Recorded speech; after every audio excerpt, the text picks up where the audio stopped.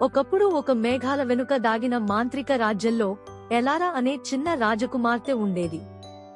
ఆమెకు వయసు 6 సంవత్సరాలు మాత్రమే. తేడా పడే సూర్యకిరణాల్లాంటి బంగారు జుట్టుతో, పొద్దుటి తేమలా మెరిసే కళ్లతో. ఎలారాకు పూలంటే ఎంతో ఇష్టం. ఆమె కోట చుట్టూ రంగురంగుల పువ్వులతో నిండి ఉన్న ఒక అద్భుతమైన తోట ఉండేది.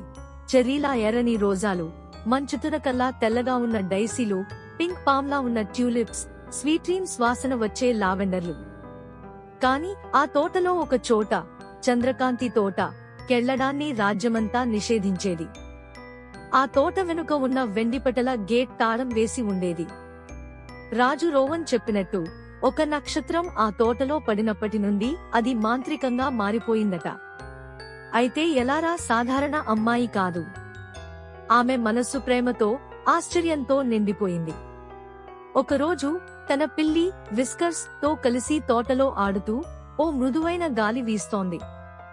అప్పుడు ఎవరో మృదువుగా పిలుస్తున్నారు, ఎలారా, ఎలారా, ఎవరు అని అడుగుతూ చుట్టూ చూసింది. ఒక ప్రకాశించే నీలి సీతాకోక చిలుక వచ్చి ఆమె ముక్కుపై కూర్చుంది. అది మెరుస్తూ చెప్పింది, నీకు సిద్ధమైంది. అవును. గేటు మీద ఉన్న పత్రాలు ఊగుతూ విడిపోవడం ప్రారంభించాయి. పక్కనే ఉన్న ఒక సూర్యకాంతి పువ్వులోంచి బంగారు తాళం మొలిచింది. ఎలారా దాన్ని తీసుకుని నెమ్మదిగా తాళం తిప్పింది. టిక్. గేట్ తెరుచుకున్న వెంటనే ఆమె చూస్తున్న దృశ్యం ఊహించలేనిది.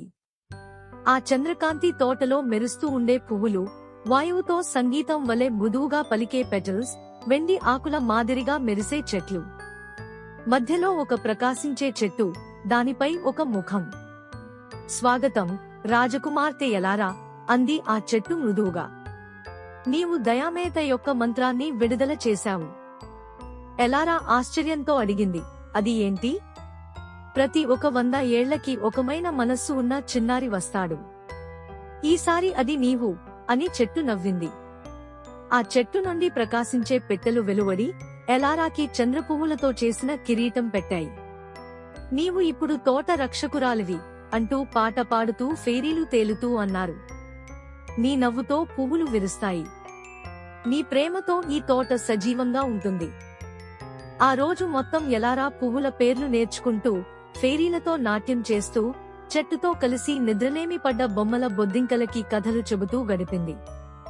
సూర్యాస్తమయం కావడంతో చెట్టు మెల్లగా చెప్పింది, ఇప్పుడే తిరిగి వెళ్లే సమయం. కానీ నీ హృదయం కలలు కంటూ ఉంటే ఈ తోట ఎప్పుడూ నీతో ఉంటుంది. ఎలారా చేతిలో తాళంతో తిరిగి వెళ్ళింది. గేట్ మళ్లీ నెమ్మదిగా మూసుకుంది. విస్కర్స్ మ్రోగుతూ ఆమెను పలుకరిస్తూ నడిచాడు. ఆ రోజు నుండి తోట మరింత అందంగా మారింది. పువ్వులు రహస్యాలు చెబుతూ, సీతాకోక చిలుకలు మెరుస్తూ, రాజ్యంలో అందరూ ఇది రాజకుమార్తె వల్లే అంటారు. కాని నిజం ఏమిటంటే అది ఎలారాకు మాత్రమే తెలుసు. ఆ పిల్లి విస్కస్కు కూడా కావచ్చు. ప్రతి రాత్రి ఎలారా నిద్రపోతుండగా ఫెయిరీల పాట వింటూ వెండి పువ్వుల కలలలోకి ప్రవేశించేది.